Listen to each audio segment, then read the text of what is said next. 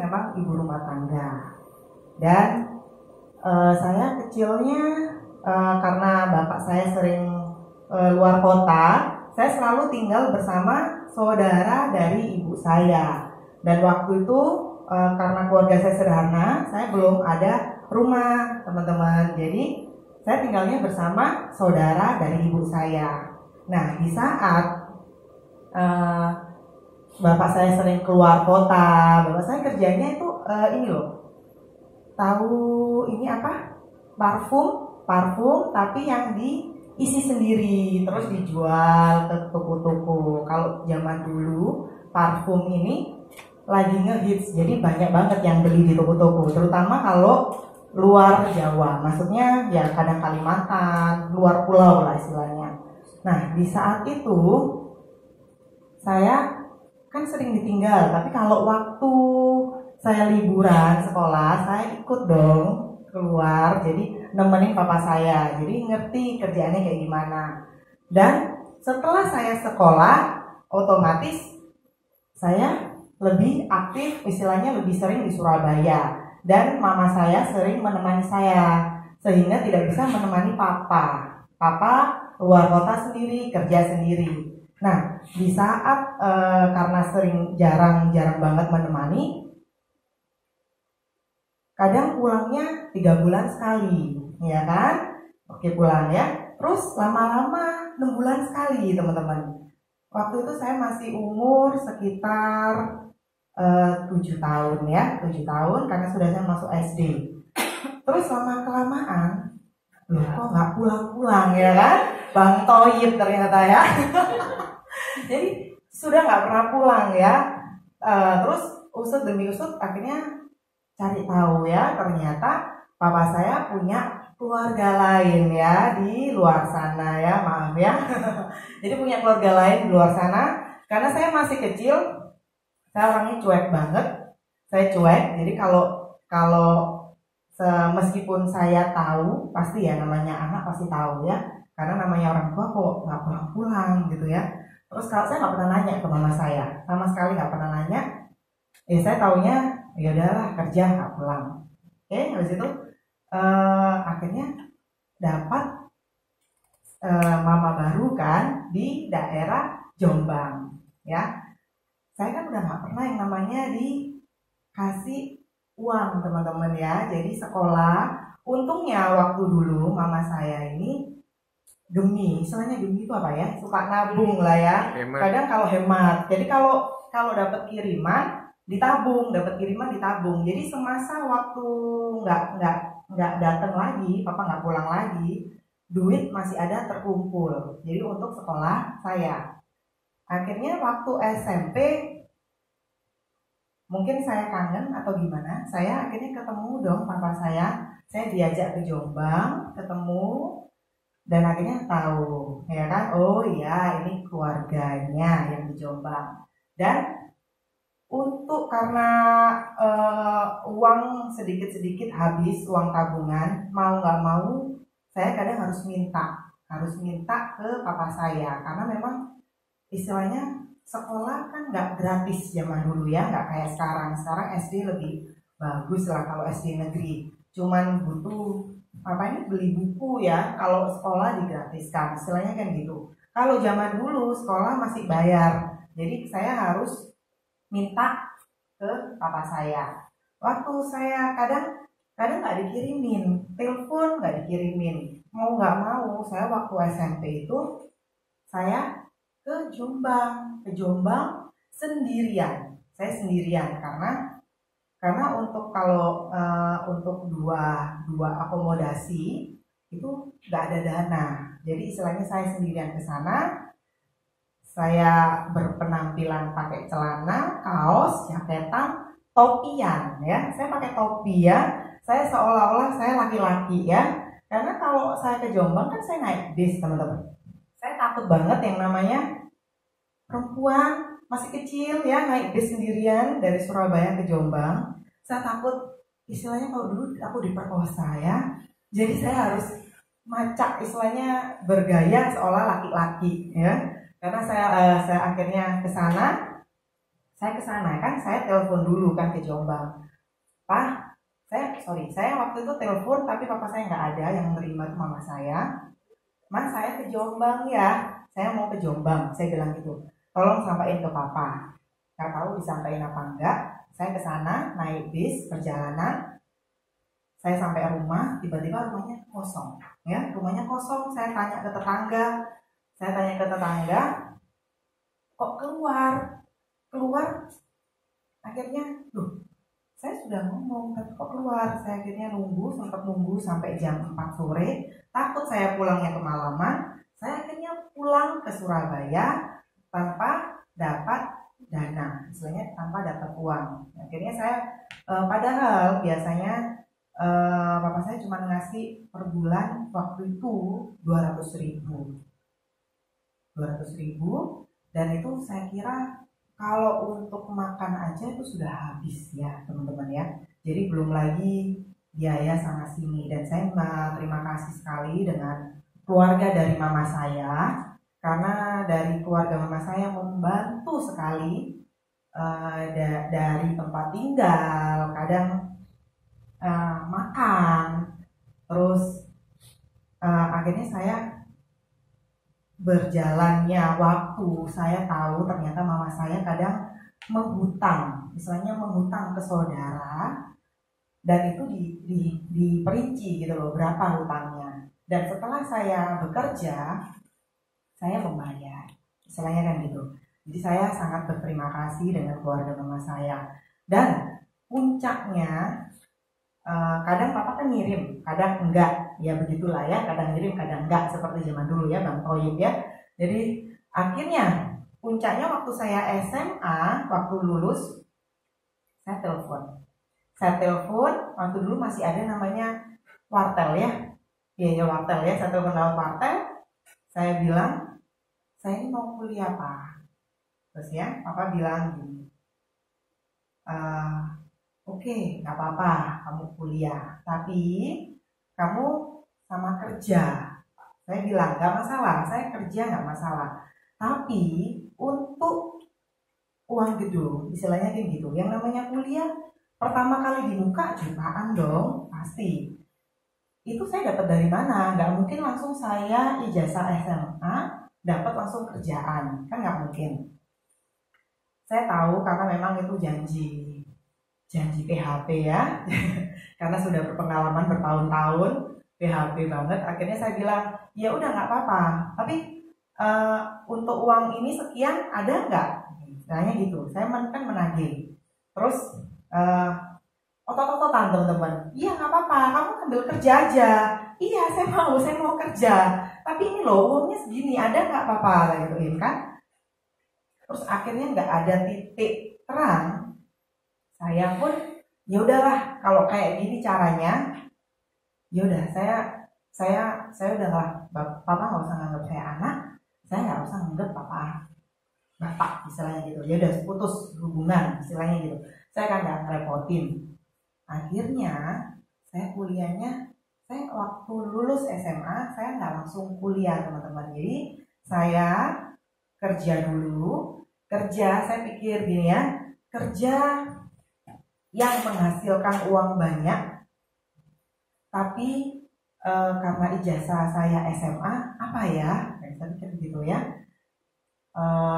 saya cobalah yang namanya SPG ya, marketing tapi SPG. Saya pertama kali nyoba SPG sebenarnya di mainan anak-anak di TP, apa, Station ya kalau nggak salah ya, Station. Karena waktu itu zaman dulu katanya SPG counter yang paling besar itu kalau nggak Station, terus Giordano, kalau nggak gitu satunya lagi dulu belum ada Minggu, saya lupa Minggu sudah ada belum ya, sama satu lagi itu Guess kalau nggak salah. Terus saya coba Station karena ada teman saya yang di sana. Terus saya coba, nggak lama teman-teman saya ditawari lagi sama teman saya sebagai SPG freelance. SPG freelance di pameran-pameran. Kamu coba aja freelance, siapa tahu kamu diterima. Akhirnya saya coba dan akhirnya saya diterima. Dan semenjak itu saya lebih ke SPG freelance dan model. Karena dari SPG freelance itu lumayan teman-teman ya. Jadi kadang kenapa kok banyak teman-teman saya yang sampai sudah punya anak umurnya 30, hampir mungkin 39 ada, itu masih sebagai SPG. Ya karena memang 1 bulan dia bisa mendapatkan lebih di atas 7 juta. Di atas 7 juta. Karena memang itu ya kayak gaji buta istilahnya, cuman berdiri gampang banget kan jadi SPG itu, cuman berdiri nawarin produk, kadang nggak ditarget, ada yang ditarget ada yang enggak, cuman begitu freelance dari kadang jam 6 jam per shiftnya, dan gajinya gede banget, sehari bisa sampai 100 150, kadang bisa sampai double job, pagi ini pameran mana, sore pameran mana, itu bisa sampai double, apalagi kalau fisiknya masih muda. Waktu itu saya gempur banget supaya saya butuh uang. Di saat saya sudah menjadi SPG, saya kan dapat uang teman-teman, saya saving, saya tabungkan, saya keluarlah dari rumah, dari keluarga mama saya akhirnya mengontrak berdua dengan mama saya di daerah Rungkut ya, karena daerah Rungkut itu kontraknya masih murah zaman dulu tuh masih, saya dapat cari-cari sampai 5 juta per tahun. Sekarang udah nggak ada kayaknya ya. Zaman dulu cuman ada satu rumah itu cuman ada 1 kamar, ruang tamu, dapur, kamar mandi. Karena saya kan cuma berdua, jadi saya berdua sama mama saya. Nah di saat itu saya mulai menabung teman-teman, menabung dan saya kuliah. Nah di saat saya kuliah, karena saya berpikir karena cantik ini nggak abadi, ya kan bisa menua, bisa tua, dan saya berpikir nggak mungkin saya jadi SPG terus atau menjadi model. Akhirnya saya berkuliah manajemen keuangan, saya kuliah sampai akhirnya saya bekerja. Kuliah sambil bekerja, saya bekerjanya di PT Telkom sebagai admin. Sebagai admin saya diterima di situ. Padahal waktu itu ijazah saya SMA, tapi saya tetap diterima karena kan tesnya cukup cukup PowerPoint, Excel by admin biasa. Akhirnya saya tetap kuliahnya saya pertama pagi, karena saya sudah keterima di Telkom, saya ambil kuliah malam, saya pagi kerja, malam di kuliah. Kadang kan kalau hanya sebagai admin teman-teman, saya kaget kan, karena gaji saya UMR ya, wajar karena UMR, nggak ada bonus, nggak ada apa-apa. Bonusnya kalau saya cuman lembur. Saya kaget dengan saya dapat 7 jutaan ke atas menjadi kurang dari 3 juta, 2,5 juta lebih ya. Akhirnya saya kaget, saya tetap harus bekerja. Jadi pulang dari saya kuliah, saya kerja lagi, yaitu SPG lagi, tapi yang khusus untuk rokok, SPG rokok malam, karena kan ada yang keliling malam. Saya kerja lagi di situlah, tapi capeknya luar biasa ya, karena di situ saya akhirnya karena saya ada saving, saya bisa nyicil mobil. Saya waktu kerja di PT Telkom, saya bisa nyicil mobil, meskipun mobil itu mobil second. Saya kan kerja di tahun 2009 ya, 2009 saya nyicil mobilnya tahun 2004. Saya mobil second, pokoknya saya maksudnya saya kan sering kerja, jadi saya takut kalau malam-malam, kalau perempuan itu kan bahaya. Jadi saya harus nyicil mobil, pokoknya ada aja. Karena saya mungkin ya saya suka gemi juga, saya juga hemat, jadi senangnya nabung. Jadi kumpul dapat DP sekian, saya nyicil ya. Saya nyari yang sampai leasing yang termurah, akhirnya nemu ya, paling murah kan pasti BCA. Saya BCA karena saya kerja di Telkom, saya disetujui. Oke, akhirnya saya wah ini ya. Saya mikir lagi ya, karena saya kebiasaan teman-teman. Saya bisa yang namanya administrasi ya, di depan PC, laptop saya bisa, tapi saya nggak kuat gitu loh, nggak tahan. Ternyata saya masih seneng yang namanya keliling ya. Saya kebiasaan keliling, ketemu orang-orang, saya masih seneng. Akhirnya saya membuka yang namanya bisnis owner, travel, tour and travel. Nah, karena saya relasinya yang dulu banyak, saya membuka itu teman-teman. Jadi saya di situ sebagai owner, saya yang buat proposal penawaran, saya yang marketingnya keliling, saya yang bikin penagihannya juga, invoice-nya saya, semua saya ya. Karena dari situlah saya punya pengalaman, saya belajar banget dari teman-teman saya. Akhirnya saya kadang saya nggak jual tiketing karena tiketing itu kecil banget untungnya. Saya senangnya tour karena sekali tour kita ngomong grup. Kalau grup sampai 15 sampai 20 orang. Di kantong itu bisa sampai 15 juta, 10 juta, lumayan buat saya. Nah, jadi saya sampai saat menjadi owner, saya nggak pernah yang namanya ketemu sama bapak saya teman-teman. Jadi semuanya saya handle sendiri. Saya lupa ya, saya tunggal, saya nggak punya saudara, jadi saya tunggal, dan tapi saya punya adik dari beda ibu, itu 3 bersaudara. Jadi total yang di sana ada laki 1, perempuan 2. Ya, kalau dari ibu saya tunggal. Dan karena saya juga akhirnya berjuang sendiri, saya belajar, istilahnya nggak ada yang saya nanya-nanya kalau buka usaha kayak gimana, nawarinnya gimana, saya nanya-nanya. Yang saya punya adalah saya punya relasi. Saya punya, karena seringnya mobile, saya punya yang namanya relasi. Jadi kadang saya memberangkatkan Telkom, jadi divisi Telkom saya waktu itu mau ke Singapura, oke, berangkat. Saya punya juga orang Polda, berangkat juga mau ke Singapura, saya berangkatkan. Dan ada beberapa juga, jadi saya kerjasama dengan travelnya Singapura, akhirnya saya berangkatkan, dan beberapanya juga ya. Akhirnya dari situ saya kan sudah menjadi nasabah di Prudential, tapi lewat agensi beda. Jadi ada seorang teman saya, dia anaknya sering sakit-sakitan,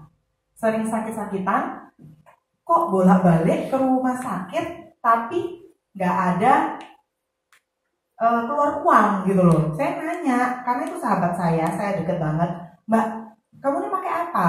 Anakmu setiap bulan hampir masuk rumah sakit, Pak, gituin. Loh, pakai Provin. Oh iya, Ta? Iya. Kamu mau, Ta? Ya wis, coba lah ya. Agentmu suruh ke saya. Atau waktu itu kan saya jenguk anaknya. Atau kalau agentmu ke rumah sakit, saya panggilin Mbak, tak gituin. Waktu itu dia opnam di Premier HCOS ya, daerah Minden. Akhirnya saya, Vin, kesini om, agentku datang ya. Budi Purnomo kalau nggak salah ya namanya ya. Akhirnya saya ke sana. Aku bilang, ya Pak, ini aku kalau mau nabung berapaan? Aku langsung ngomong gitu. Terus dia nawarin bla bla bla bla. Aku jangan tinggi. Kan dia ngomongnya waktu itu 1 juta atau berapa gitu, saya lupa. Aku ini masih nyicil mobil, terus incomeku juga nggak terlalu, waktu itu kan masih Telkom. Jadi saya ikut ke Pru 2009, waktu masih di Telkom, belum jadi owner tour and travel. Aku mau dong. Ya udah, bikinin. Akhirnya saya terima 500.000 per bulan waktu itu. Oke, akhirnya tapi agent itu nggak menawari saya bisnisnya, teman-teman ya. Jadi waktu itu saya cuma diajak sebagai nasabah, dan setelah saya menjadi owner tour and travel, saya datang ke pameran emas, waktu itu pameran emas kalau nggak salah di Shangri-La, UBS dan lain-lain. Waktu itu sering banget setiap tahun ada pameran emas di sana. Saya datang sama mama saya, niatnya memang mau beli perhiasan. Jadi saya ke sana, ketemulah teman saya dulu sempet SPG bareng di kampus Narutama ya. Ketemu teman saya ditawari sebagai bagian nasabah. Vin, aku sekarang di Prudential, tapi dia di Narutama juga gitu loh. Sebagai dia bagian di Narutama itu khusus kalau ada event-event. Jadi kalau ada acara pameran, ada apa, dia yang membuat acara itu. Vin, aku sekarang double istilahnya kerja di Prudential juga. Kamu punya nggak Prudential? Aku jawab, Mbak, aku udah punya kalau Pro, tapi mamaku belum. Nah, gituin ya. Mamaku belum, Mbak. Mamaku lah, aku beliin mamaku. Aku bilang gitu ya. Akhirnya ya wis lah, aku tak datang ke rumahmu. Waktu itu saya masih ngontrak di Rumput. Datang ke mama saya, ke rumah saya bersama leadernya ya, Pak Gunawan. Jadi leader saya ini Pak Gunawan. Waktu itu Pak Gunawan masih sama-sama agent. Dia mau naik menjadi unit manager, Pak Gunawan.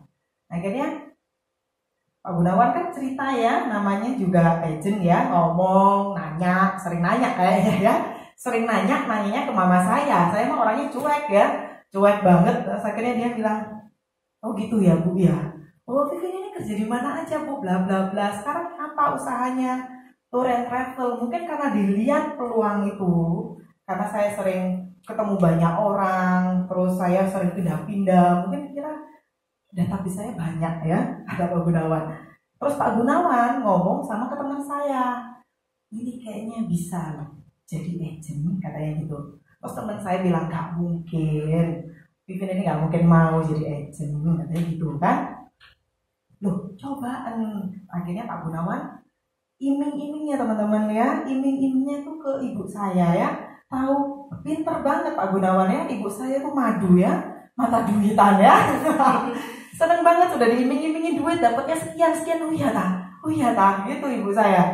Wah, terus aku pertama bilang, enggak wes kok, aku bilang, aku ini ya, masih kuliah, belum lagi aku harus ngurusin tour and travel. Pusing aku tak gituin. Banyak kegiatanku tak gitu. Nah, aku bilang gitu, biasa lah ya, orang yang baru pertama kali ngajak gabung pasti ya ngomongnya 1001 alasan kalau bisa ya. Terus gak mau training, gak mau. Terus akhirnya dari situlah Pak Gunawan ambil celahnya ya. Pak Gunawan pinter banget ya. Mungkin ada bisa jadi pengalaman. Jadi kalau nggak bisa deketin calon agentnya, deketin orang tuanya ya. Jadi saya di deketnya tuh dari mama saya. Mama saya dibilangin, Bu, Vivian ini loh pasti bisa sukses katanya gitu. Pasti bisa sukses. Coba Bu, di-push, didorong supaya mau gabung. Nah dari situ akhirnya saya udah laluin kamu cobaan ya. Cobaan gabung di Pro, toh gak ada biaya. Istilahnya gak ada keluar apapun. Kan kamu gak keluar modal, istilahnya gitu. Oke, terus habis itu lagi pula tour and travelmu tetap masih jalan, nggak apa-apa. Kamu sambil nawarin tour and travelmu, kamu coba tawarin Prudentialmu, dia bilang itu mamaku ya. Akhirnya aku bilang ya udahlah. Akhirnya saya bergabung karena dari omongan mama saya ya. Karena dari omongan mama saya, akhirnya saya mau. Oke cool. Saya bergabungnya Oktober 2010. Saya saya bukan ikut Fastap teman-teman. Saya ikut GL ya. Waktu itu saya ikut GL. Oke. Karena kan saya waktu itu puasa Senin Kemis. Kadang Senin itu kan akunya harus buka puasa. Alasanku kan banyak gitu ya. Untuk training aja alasan banyak. Buka puasa dulu aku. Kalau ikut Fastap nanti telat. Akhirnya di GL-in lah sama aku Gunawan ya. Ya udah wis kamu GL aja lah ya. Akhirnya saya tetap GL. Waktu itu GL-nya malam ke kantor dan puncaknya November saya nawarin ke teman saya yang SPG juga. Saya nawarinnya nggak neko-neko waktu itu karena saya ngomongnya karena kedekatan, karena teman saya ini kan dekat banget. Aku bilang karena cewek kan, jangan gini ya, gini presto ya. Aku bilang, kamu kan aktivitasmu banyak kayak gituin. Kamu juga SPG-an, hasilmu juga banyak. Kamu nabung mau di Pru, toh uangmu ini kan nggak hilang, tetap ada tabungannya. Tapi kalau kamu ada resiko sakit, kamu kan bisa pakai kartunya kayak gitu. Kamu tuh cuma gitu aja ngomongnya, nggak kayak gini ya. Sekarang kan ada apa tiang lah, rekening sip lah, karena produser sering gini apa proteksi income lah ya, semuanya sekarang pakai, semua sekarang pakai ilmu. Kalau dulu mah ilmu koboi ya, ngomongnya agar nyetos saja. Akhirnya saya dapat teman-teman, wah closing perdana saya di bulan November. Bulan November saya langsung closing 500 ribuan ya. Di saat itu Pak Gunawan ngomong, saya tahu Pak Gunawan ini orangnya baik banget, jadi saya bilang gini, kok kamu nih ngejar apa? Lu jarang lo ya agent ngomong kayak gitu. Kok kamu nih ngejar apa kok? Lah gitu ya. Mau UM Win. UM itu kakimu butuh berapa? Nah itu ya. Waktu itu kan kalau di MRT bilangnya 36 juta per orang. 36 juta. Kalau di Pru 30 ya. Kita ngomongnya 36. Dia ngomong 36. Oh, oke kok. Pede ya. Ya wes kok, aku jadi salah satu kakimu tak gitu. Jadi tapi nggak ngerti ya. November baru satu case ya, satu case. Apinya aja cuma 4,5 ya, nggak mau rugi ya jadi agent. Tetap distandarkan 4,5. Kalau sekarang kan kalau ada pendidikan apinya bisa 3 juta. Kalau agent nggak mau rugi, tapi sekarang udah beda ya. Jadi 4,5 juta api. Desember saya canvassing teman-teman. Saya bingung ya, teman saya kok ngomongnya ini itu. Saya coba canvassing. Saya waktu itu saya di rumah makan Padang. Saya ketemu sama orang di rumah makan Padang. Tapi orang itu nggak bisa masuk. Ya. Akhirnya saya ketemu di sebelah saya itu kan ada yang makan juga gitu, berdua. Saya langsung ya PD, waktu itu ada brosur rekening Pak Ali kan, ya rekening Pak Ali. Saya bilang, Pak, saya boleh ya Pak bisa minta waktunya sebentar ya Pak ya. Cewek mungkin ya, cewek dibolehin gitu ya. Saya duduk di situ, rekening ngomong Pak Ali. Terus Pak, saya boleh ya minta datanya Pak ya. Nah, akhirnya saya minta data, saya kasihin kartu nama saya minta datanya. Siangnya saat itu juga, itu kan ada jam 10 atau jam 11, siangnya jam 1 setelah saya dapat data, saya langsung ke kantor. Saya buat ilustrasi langsung. Saya nggak mau ya, dia masih Inggrisem ya, yo minta ngerti, masih suka, masih istilahnya dia untung mau gitu ngasih data. Orang nggak dikenal mau ngasih data. Saya siangnya langsung ketemu sama beliau, seorang pengusaha. Akhirnya saya datang ke kantor. Dari situ saya minta, beliau minta 2 jutaan, anaknya 2 minta 1 jutaan.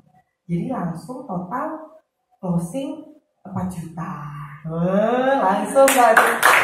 Akhirnya saya bisa menjadi salah satu kakinya Pak Gunawan ya. Waktu itu aki saya total 42 juta. Nah, di saat itu saya langsung kan Pak Gunawan menjadi unit manager. Saya langsung, Vin, kamu ini tahun depan harus kayak seperti saya, katanya Pak Gunawan gitu ya. Sama nih leader-leader di sini juga pasti gitu ya. Kamu harus seperti saya, Vin. Oh iya kok, seperti gimana, naik maksudnya? Iya. Oh iya. Berapa naiknya? Sekian. Oke, saya minimal harus katanya 200 juta. Saya harus 200 juta, tapi saya sekian. Oke, kok. Oke, saya 200 juta. Akhirnya saya mau mencoba teman-teman ya. Saya keliling. Saya rata-rata akhirnya dari nasabah saya yang pengusaha, saya minta referensi. Karena saya sukanya referensi teman-teman. Saya jarang canvassing cuma beberapa kali aja. Saya minta referensi dari teman saya yang di bank. Yang saya minta referensi adalah teman-teman marketing saya, karena mereka pasti punya database banyak banget. Jadi saya punya teman-teman yang ada di bank. Waktu itu saya ingatnya dia di, kalau nggak di UOB, atau kalau nggak gitu saya lupa dia pindah-pindah bank, jadi database-nya banyak banget. Cewek, mbak aku kenalin dong mbak, nah gitu. Oke, kamu kalau masukin deposito aku tak ngomong yang lainnya, aku nggak ngomong yang lain, istilahnya aku tak ngomong proteksinya aja, kan takutnya sama-sama PIA kan, meskipun bank lebih menang ya kalau PIA ya. Ya udah, akhirnya dia waktu itu ketemu sama salah satu petinggi perusahaan itu, perusahaan BUMD di Surabaya. Nah, akhirnya saya datanglah ke situ, saya cerita, teman saya ngomong tentang depositonya dulu untuk karyawannya, bla bla bla, masuk giro dan apa-apanya semua. Setelah itu saya dikenalin, Pak, ini teman saya Pak dari Prudential. Nah, aku bilang, Pak, Bapak dana pensiunnya waktu itu kan nggak tahu ya, tapi ya ngomong aja ya, saya, Pak, dana pensiunnya ikut siapa Pak? Dia bilang, oh nggak ada Mbak, masih dikelola sendiri. Oh ya. Terus Pak, saya bilang, kalau proteksinya Pak, nah itu saya butuh. Nah ya kan, beneran ya, ternyata butuh proteksi, butuh yang namanya kesehatan khusus untuk jajaran direktur dan manajer. Istilahnya direktur komisaris lah, istilahnya gitu, manajerial. Nah, hanya 9 orang. Hanya 9 orang. Saya waktu itu proposal saya masuk, balik lagi, mintanya direvisi, masuk lagi, balik lagi. Untung saya telaten ya, sabar gitu ya. Saya untuk presentasi ke corporate itu, saya sampai menghabiskan kertas 1 rim. 1 rim, bolak-balik. Akhirnya deal. 9 orang ini dengan top up total sampai 5 tahun itu 2 miliar top up-nya. Apa udah ya? Akhirnya karena dia dana pensiun gitu kan. Akhirnya oke. Dari 9 orang itu preminya teman-teman 2 juta, 1,5 juta, 1 juta. Jadi di tahun 2011 itu 200 jutaan API itu saya peroleh dari corporate itu. 200 juta API dengan 9 orang aja. Karena biasanya segitu 2 jutaan dan rata-rata full API karena orangnya sudah umur ya. Karena jajaran komisaris, jajaran direktur pasti udah umur. 2,5 juta, 3 juta ada. Akhirnya total separuh. Dan akhirnya saya, waduh ya, akhirnya saya ikut Aum Bali. Waduh, siapa lagi ya ini ya? Saya mikir teman-teman, siapa yang mau saat ini tahun ini masih ngejar AAD? Yang optimis kejar AAD, nggak ada dah? Hah? Ada ya?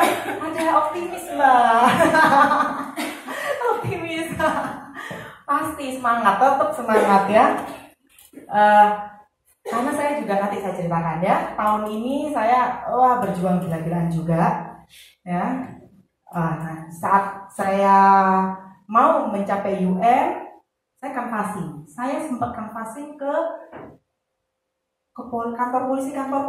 Saya lupa, polsek ya. Iya, polsek. Saya polsek, saya nggak kenal. Setiap polsek tuh ada kantinnya, teman-teman. Ada kantinnya, saya deketin yang punya kantinnya, ibu kantin, saya makan di situ, saya tanya, Bu, polseknya namanya siapa? Ya, oh iya Pak ini, oh gitu ya Bu, ya. Punya anak nggak Bu? Punya Mbak, punya anak 4. Udah 4 anak ya, kayaknya kok kayak tenang. Ya Bu, oh ya. Oh Pak, Bu, ini ada nggak hari ini? Ada kayaknya mobilnya ini, dia bilang gitu ya. Mobilnya nggak salah Fortuner. Oke. Saya datang, saya laporan dulu ke depan, mau ketemu Bapak A. Oh ya, ada keperluan apa? Sudah ada janji? Katanya belum sih Pak, saya cuman mau sosialisasi aja tentang dana pendidikan untuk anak beliau. Gitu. Karena kalau kita ngomong tentang anak, responnya welcome gitu loh ya. Pasti, oh iya, kalau ngomong anak aja nggak nolak gitu kan. Akhirnya saya ngomong tentang dana pendidikan. Akhirnya saya urutan, saya nunggu, saya akhirnya masuk. Saya waktu itu masih sendirian. Saya cerita tentang rekening Pak Ali, tapi versi khusus untuk anak-anak. Rekening Pak Ali tinggal diubah dikit, khusus untuk anak-anak. Di saat itu beliau ngomong gini, oke Mbak, nggak apa-apa, tetap saya harus konsultasi dengan istri saya. Hari Minggu kantor polisi ini selalu ada senam olahraga pagi ya, olahraga pagi. Mbak datang ya? Ya oke, datang. Saya hari Minggu datang karena itu harus ngomong sama istrinya saya supaya netral, teman-teman. Karena saya kan cewek ya, supaya netral saya ajak leader saya. Karena saya supaya netral, saya ajak leader saya, temenin aku karena ini harus ketemu dengan pasangan. Pokok temenin ya, istilahnya gitu waktu itu. Ya, akhirnya saya ke polseknya, saya cerita, Koko juga nambahin. Terus saya rumahnya kan Sidoarjo, teman-teman. Saya kan itu belum, saya di situ baru cerita doang kan, cerita ulang lagi sama dari bapaknya ke ibunya gitu loh. Cerita ulang lagi Pak Ali, tapi versi untuk dana pendidikan. Cerita lagi, akhirnya dia bilang, ibunya bilang, oke, saya kasih datanya. Ya, bisa minta data, saya dikasih untuk anak-anaknya, 4 orang anak. Oke, akhirnya saya ke Sidoarjo, ke rumahnya. Ke Sidoarjo, saya ngomongin ini lagi. Saya kira-kira follow up kurang lebih teman-teman 5 kali follow up. Kadang di bisnis ini memang follow up itu penting banget ya. Jangan sampai waktu teman-teman cerita nih menggebu-gebu di awal terus nolak, istilahnya belum nolak sebenarnya, cuman kepending aja, pending, tetapi teman-teman sudah down duluan gitu loh, akhirnya nggak follow up ulang. Nah di saat itu ada agent lain datang, padahal itu sudah ngeklik ya, teman-teman sudah contoh follow upnya sudah 3-4 kali, cuma tinggal sekali aja, ternyata ada agent lain yang datang. Ya bejo ya, agennya yang lain itu akhirnya closing di agen yang lain. Sayang banget gitu. Akhirnya saya follow up sampai yang kelima. Akhirnya mau teman-teman, dia bilang gini, saya ini takut lupa Mbak, istrinya ya. Saya takut lupa, saya ngikutin anak saya 500-an semua, 500 ribuan, 4 orang anak, tetapi saya mau single premi. Jadi langsung saya, oh ya 60 kali 4, 240 juta ya. Waktu itu, tapi saya full apinya. Jadi 6 juta itu full, no saver ya. no saver karena dia bilang gini, saya pengen kelas kamar saya yang lumayan ya, 500 kelas lumayan ya. Akhirnya saya full api, no saver waktu itu, karena dia kebantu sama top up-nya, karena ada top up-nya langsung kan. Oke, Ibu, akhirnya saya waktu itu sudah 60, ya tetap ya 6 kali 4, 24 juta ya, 24 juta di tangan.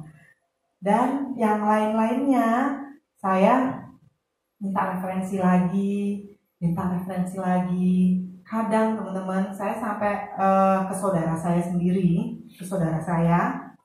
yang namanya saudara dari ibu saya tapi sepupu, itu seorang dokter gigi. Saya datang, rumahnya di daerah Semolowaru. Saya datang ya dengan pakai mobil, masih mobil yang lama, dengan ibu saya. Saya berpikir kalau dengan ibu saya, saudara saya ini sungkan ya, ada closing dengan azas sungkan gitu loh, ya udahlah ikut gitu ya. Saya ke saudara, saya jelasin semua bla bla bla bla. Oke, Om, saya panggil Om karena adiknya ibu saya. Gimana Om? Nih malah diceramai teman-teman. Diceramainya tuh gini, Vin, kamu nih ngapain kerja di Prudential, kerjaan gak jelas ya. Mending kamu di Telkom, terus buka usaha kayak gitu. Aku bilang, oh iya Om, tapi kalau di Telkom saya saya nggak tahan, nggak tahan.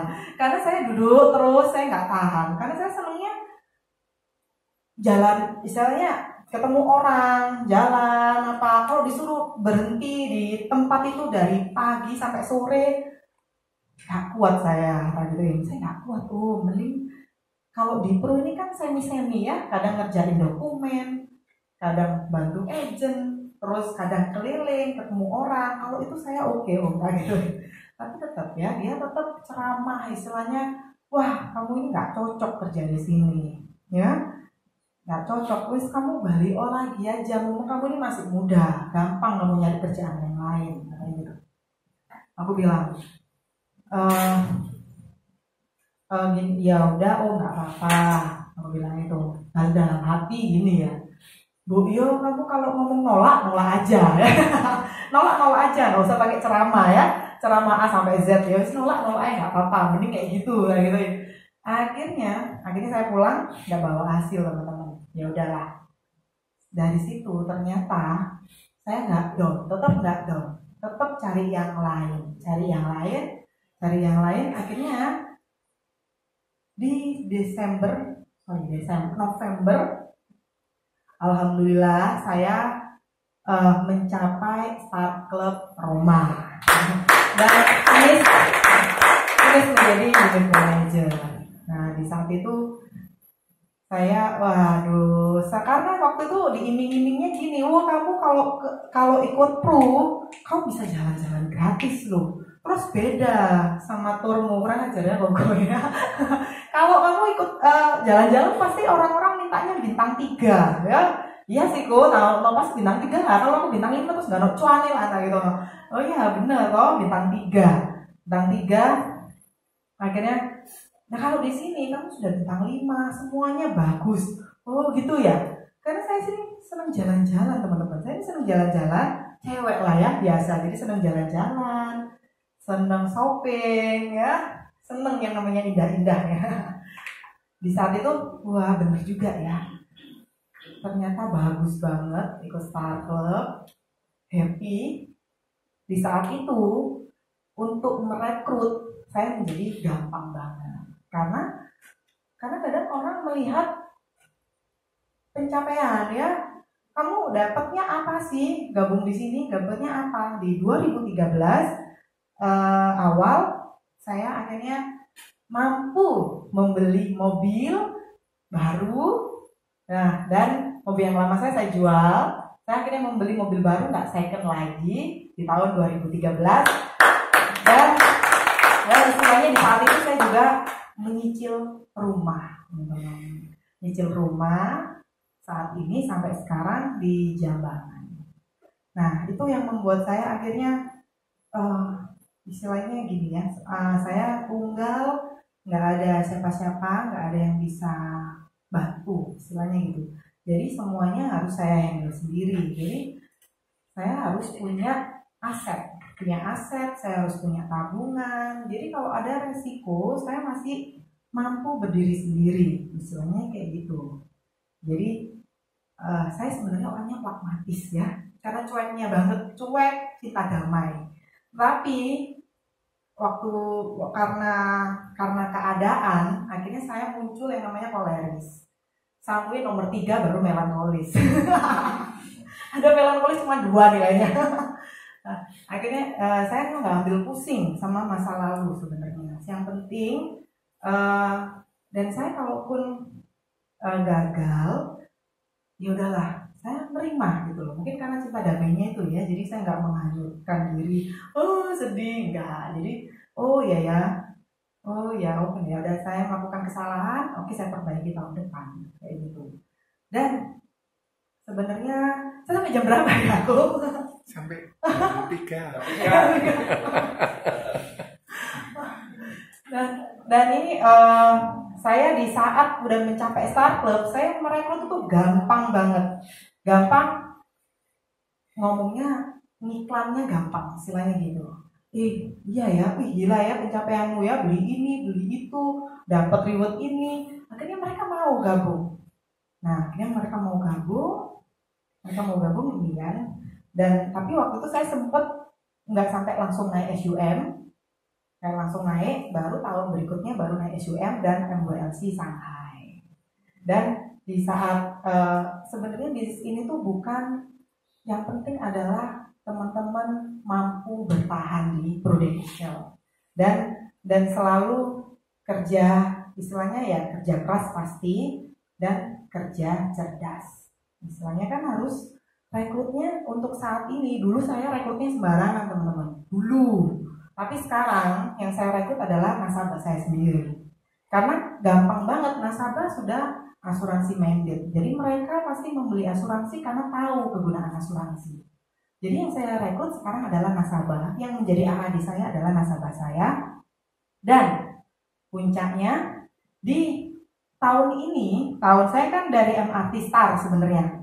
Dan karena ada pengembangan, saya dibimbing langsung oleh Pak Steven. Saya akhirnya ikut di MRT Vision yang di Tunjungan Plaza. Dan kalau kita selalu ngomong rekrut, karena sudah menjadi agency director, urat saya, darah saya adalah rekrut. Kita digituin ya.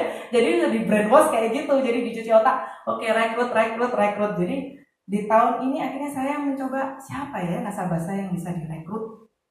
Saya akhirnya waktu itu padahal karena program PGB, saya menawari dia loh, PGB. Sudah saya upgrade polis yang lama, saya tawari PGB lagi. Saya tawari PGB, jadi dia beli di saya itu 3 polis untuk anaknya. Dia karena PAA yang lama, di-upgrade PAA yang lama sama anaknya juga, sama PGB dia, PGB. Terus saya bilang ke suami ya, oh iya, beri applause dong suami saya. karena saya menikah di tahun 2013, di saat saya menjadi SUM, akhirnya saya juga mencuci otaknya, ayo kita kalau spouse di Prudential larinya bakal cepet loh, katanya kan begitu teman-teman ya. Ayo temenin aku. Jadi kita berdua, kalau kerja berdua itu lebih kompak, lebih gampang, semuanya lebih mudah, istilahnya gitu. Nah, akhirnya tertariklah dia ya. Saya sering ajak ke Senen, ke Sabtu, meskipun dia sambil merenggut ya. Saya sering ajak.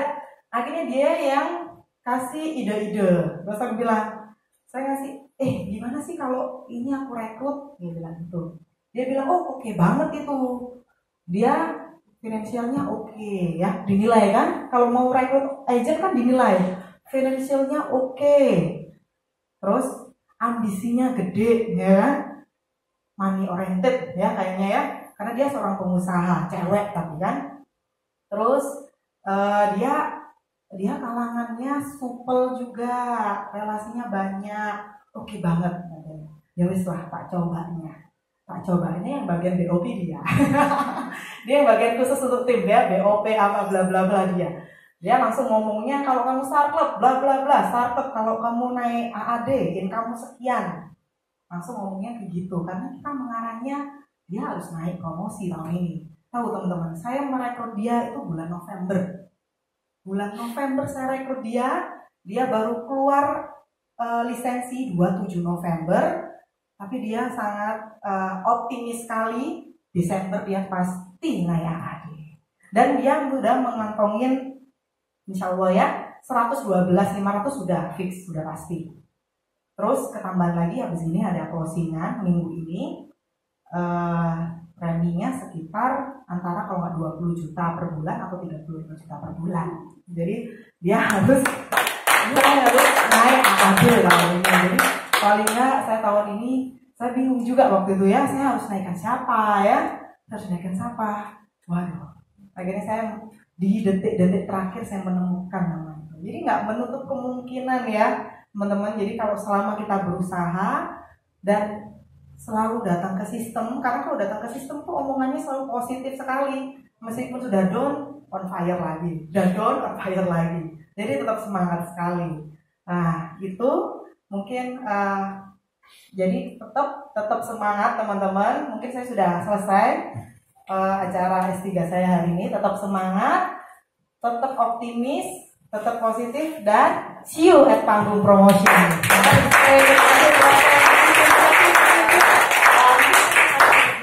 Oke, teman-teman mungkin ada teman-teman yang mau bertanya nih.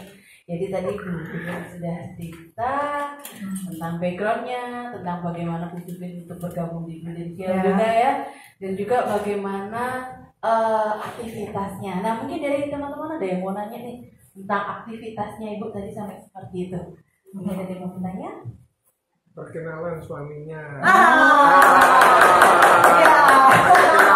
Kenalan. Mari Pak. Ngomong sini Pak. Kenalan sebentar Pak sama kami. Kakak sayang. Oh iya, tak kenal maka tak sayang, benar. Cuma saya aja yang sayang. Selamat pagi. Pagi. Nama saya sebenarnya Chandra, tapi banyak yang memanggil saya Ridho Roma. Background saya sebenarnya dari keluarga biasa juga. Orang tua saya seorang petani, bekerja di perkebunan maksudnya. Dan saya dari kecil itu sudah merantau, jadi saya senang. Saya terbiasa di wilayah baru bertemu orang-orang baru menjadi teman saya. Background saya adalah di perbankan selama 8 tahun. Setelah lulus kuliah, setelah itu saya ambil program pensiun dini karena bank saya tempat bekerja dulu itu diakuisisi. Dari PT Bank Agro Niaga menjadi BRI Agro sekarang ya. Namanya diakuisisi. Akhirnya saya juga ingin mencoba dari sektor jasa ini ke real. Saya bekerja di daerah Tulangan, itu di perusahaan corrugated yang membuat karton box. Jadi kita bukan membuat kertasnya, tapi membuat karton boxnya. Dipercaya untuk menghandle keuangan 2 pabrik bos saya dulu, keluarga Pak Hidayat. Jadi ada pabrik di daerah Buduran dan Tulangan. Jadi setiap hari saya mondar-mandir dan tidak ada jam kerja. Saya boleh masuk jam 9, saya boleh masuk jam 10. Tapi saya bisa pulang nanti jam 4 pagi. Dan kebetulan saya benar-benar dikasih kepercayaan karena waktu saya bergabung dengan perusahaan itu, mereka menyampaikan gini, saya tidak butuh karyawan yang masuk jam 8, pulang jam 5. Tapi saya butuh orang yang bisa menjaga perusahaan saya, sehingga saya bisa membesarkan perusahaan saya. Sampaikan seperti itu. Oke, saya berjalan. Saya merantau itu 7 tahun di Bandung, 7 tahun di Jakarta, dan sekarang memasuki 7 tahun di Surabaya.